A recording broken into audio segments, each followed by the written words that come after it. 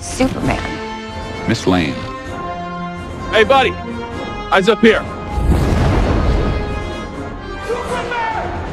Hey everyone, welcome back to The Road to Superman. This is episode 95, and thank you so much for the support on the previous video. It is really great to see so many of you interacting with yesterday's Superman news, and today we have even more. Not only has the budget for the movie been revealed, and it sounds like a ton of pressure is on this film, but it's also been revealed who Warner Brothers were looking at to direct a Henry Cavill Man of Steel sequel back in 2022. And I have to be honest, it's a name I would have never guessed. But anyway, let's get right into today's episode. And let's start with that budget. In an article by The Wrap titled "Can Warner's DC Studios Rise from the Ashes with Superman?" they state, when Superman hits theaters on July 11th, more than just the future of the DC superhero wing hangs in the balance. The opening salvo in a rebooted approach to an interconnected DC universe, Superman represents a make or break moment for David Zaslav's strategy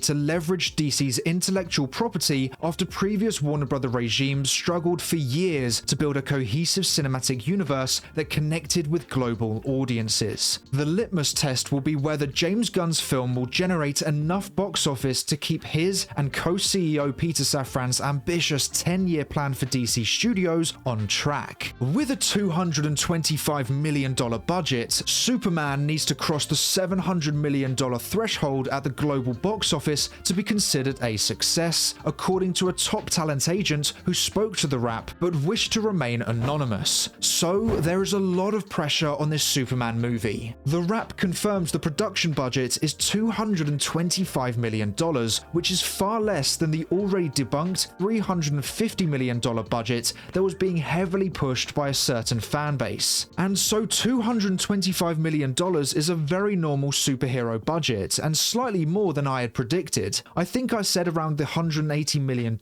mark, so $45 million more than I expected, and hopefully this is a sign of the spectacle we are going to be getting. Now, the article also states the studio itself seems confident. According to one insider, if Superman grosses anything north of $500 million worldwide, the film will turn a profit at the box office, not inclusive of ancillary revenues. In the court of public opinion, however, it will need to gross closer to $700 million to be considered a hit. And this is similar to what I have said before. I think I said if the movie breaks $650 million, then it can be considered a success, and whilst $500 million would be profitable, in the court of public opinion, it's not a success. The name Superman alone should get you $500 million at the box office, and like the article also states, anything above that will be because the audience identifies with the title character. So if this movie doesn't get close to that $700 million mark, then it can't be considered a success, no matter how glowing the reviews are. At the end of the DCEU, most of the reviews were positive, but they couldn't bring in an audience, and now it's been rebooted. So Superman needs to have the mostly positive reviews and around $700 million at the box office to be considered a success, which is going to be interesting to see, and $700 million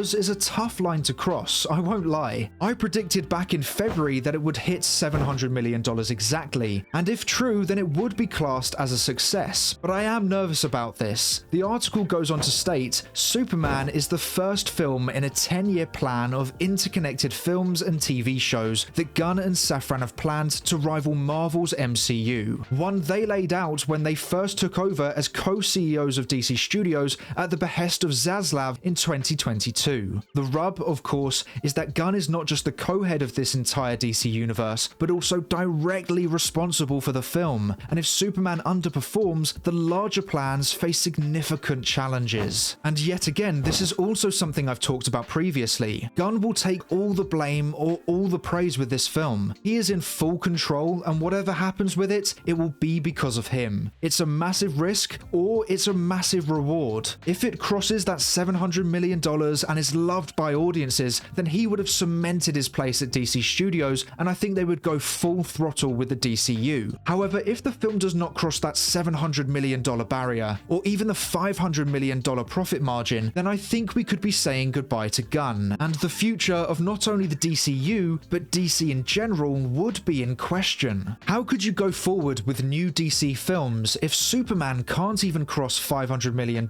in today's market? The Batman would be safe, but anything else would be in serious danger. Do they cancel the new DCU films in production, or do they just release them and hope they can make some money back and perhaps even course correct? And it's actually quite clever of Gunn to put films and shows in production before his Superman film even comes out. Sure, it's so that there will be a constant conveyor belt of DC projects releasing, but it also can be that sort of barrier to firing him straight away if Superman underperforms. Because Peacemaker Season 2, Lanterns, and Supergirl would all be in post-production by the time Superman comes out. So would Zaslav really be willing to cancel 3 DCU projects that have probably combined cost the studio up to $400 million to produce, all because of Gunn's Superman movie not performing as well as they hoped? I don't think they would. So Gunn's basically put Zaslav in a position where if Superman fails, he either has to fire Gunn and cancel $400 million worth of DCU projects, or fires Gunn and brings someone else in to course correct, which could turn the DCU into another DCEU, or he sticks with Gunn until those 3 projects have come out and sees if anything improves, which gives Gunn more time to show Zaslav why he is the right guy for the job.